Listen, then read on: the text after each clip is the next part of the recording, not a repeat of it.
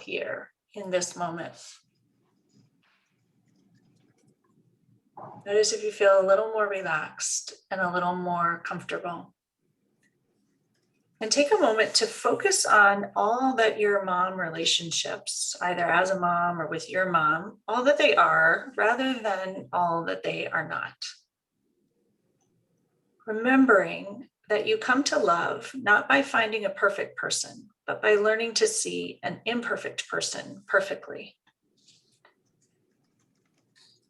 So thinking of this challenging relationship and thinking of one thing that's perfect about it, how are you the perfect mom, or how is your mom the perfect mom for you? Perhaps not the perfect, but there's something perfect about the relationship, something to teach you. And how can you show up for this relationship with love? Remembering that love for yourself and love for others creates space for you to breathe. It allows your heart to fill more completely, which nourishes you and heals you so you can then heal and love others. Love inspires, love motivates, love connects, love is calm, love is kind, love is thoughtful, love is spacious. Love does not blame, love does not consume, love does not acquire. Love does not demand perfection. Love is accepting. Love is giving. And love finds solutions.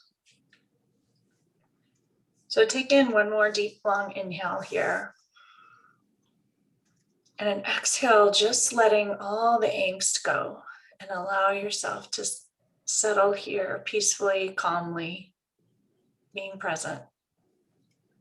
And bring your hands back to your thighs and open your eyes and come back into our lovely Zoom room, such as it is.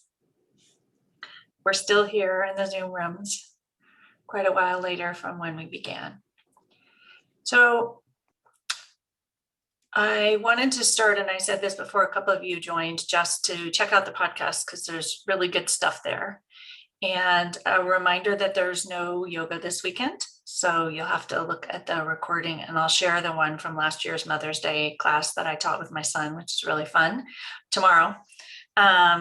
So have fun doing that if you want. And I wanted to start with a quote that's actually from one of my yoga books. And I noticed in the front, she dedicated the book to her mom. And it's written by Janet Archer, who's also a yoga teacher. And she's also a coach. And her mom, I don't actually know if her mom's still alive, but it's dedicated to her mom, who has pretty significant Alzheimer's. And what she wrote in the front seemed really relevant for all our relationships with our moms. And she wrote, "Little did I know in the end, you would be one of my greatest teachers. I love how life always gives us what we need most, and life gave me you." And that applies in my mind to both your own mom and perhaps your children. Perhaps they're not the exact child you thought you would have, but they are your greatest teacher, and your mom is probably your greatest teacher, and you are probably their greatest teacher. And so if you think about these mom relationships, they're really all about love, and that's what love gave us one another. And so coming from that space of all the things that love is, I think it's a really beautiful way to think about it. And then the other thing is this idea that mindfulness, just by its definition, is really what leads you to be the perfect mom and the perfect daughter or child. We're all women here, so I can say daughter, because it helps you be in the moment. And it helps you enjoy the process and get out of judgment no matter what's happening, right? Because mindfulness is noticing and being aware with non-judgment and then acting from intention. So if you think about that, it's paying attention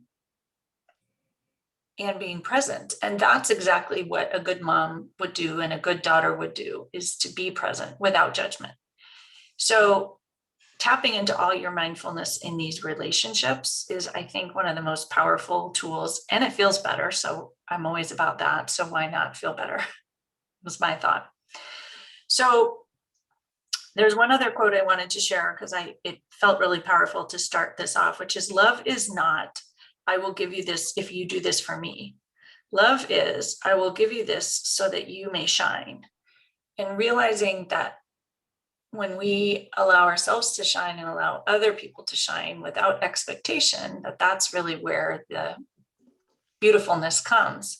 And yet we so often think, well, if I've done this for my child, I think this even with my teenagers, right? They should do this for me, or with our mom expectations. And so just realizing that love is about helping the other people in your life shine. And that feels like it's a way to get out of your manual and a way to focus your intentions on something that feels so much better. So with that, I wanted to throw out a couple of tools and ideas to start, and then I'm hoping you guys want to get coached because that's always more fun. So the tools that I would throw out are, number one, curiosity, because when we're in this, these relationships are full of emotion. And so curiosity just takes you out of that judgment and just sort of takes you even out of yourself. And so asking how interesting, I think, especially with your mother, super powerful. It's even more helpful than the acceptance of course. And you can just say how interesting, or even if your kids are having a temper tantrum, how interesting, why are they doing that? Or if you're all revved up, how interesting, I'm revved up. And I think curiosity brings you to ask those helpful questions potentially, rather than the unhelpful questions that kind of sink you. And so for me, it's a very loving tool, particularly useful. I know Robin has teenagers, and I think Harrietta, you do too, right? Particularly useful with teenagers. Like, don't judge, just ask how interesting that they're doing that very unpleasant thing or made a decision that you wouldn't make. I think it takes you to a place where you can pause and be present with it. And perhaps you can accept and not like it, but you can move forward with more intention. So I would start with that. And then the second one, and these are all in those like 9 tenets or attitudes of mindfulness that John Kabat-Zinn talks about, but they're just mindful strategies is what I would call them. So trust is one of them. And one thought is, if you can't trust yourself as a mom, which many of us don't, who can you trust? There's no one else who loves your children more and no one else who cares more. And yet we spend all this time second guessing, like, did I make the right decision? Did I do that? And so trusting yourself, I think, is really powerful. And realizing that all of our self-doubt really comes from love. When we think that we've made a mistake in our relationships, we doubt ourselves. It's because we care and because we love. And so if you can see that doubt not as I did something wrong, but as this is because I love so much, I think that then doesn't send off your like danger alert bell in your head, and you can focus on moving forward. And so it actually helps you be that mom that you want to be, or the daughter that you want to be, when you can trust. And really, when you think about it, we often feel like we can't trust our own moms, but we can trust them. They just behave in ways that we think they should behave differently, and we behave in ways that they think we should behave differently. But we can trust them, knowing that really they're coming from this place of deep love for the most part. I don't know a mom who doesn't love. She just shows it in ways that might not be the most helpful, if you want to call it that. And then I think also that worry can be love and hurt can be love. And actually in the life coach school, they teach you that love doesn't hurt, but I've told people I totally don't agree, that I think it does hurt precisely because it's love. And so if you didn't love someone, it wouldn't hurt. And so just allowing that hurt is part of love and worry is part of love. And again, it comes from the care and the love itself. And so it's not a bad thing. It's just part of the journey, and that there's, highs and lows, and they just match, they balance one another out. So the last two are choice, and choice is really around intention. So choose how you want to show up.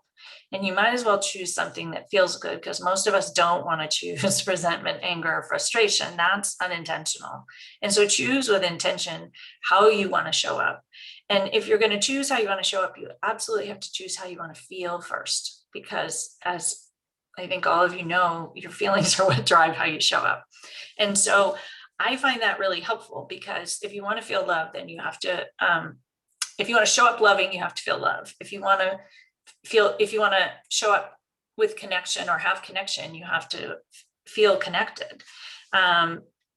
If you want to find peace, then you you ask yourself this question, well, what would peace do? So when you can tap into the feeling you want, so some like relationships with our moms, we want to feel peace or we want to feel connected.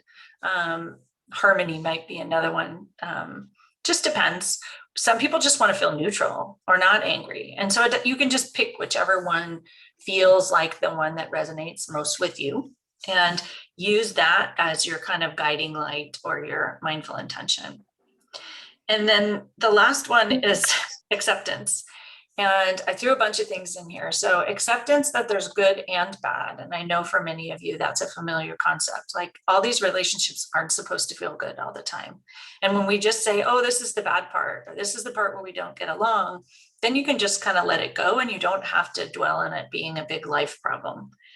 And then, and same with children, right? There's good and bad about our beloved children. They're not all good, and the relationship is not all good, and being a mom is not all good. And even though I think the Hallmark cards and Facebook might tell you that's different, but it's not.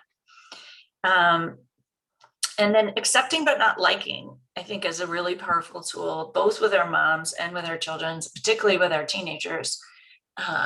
When you accept but don't like, it gives you that spaciousness to kind of move through it and act with more intention.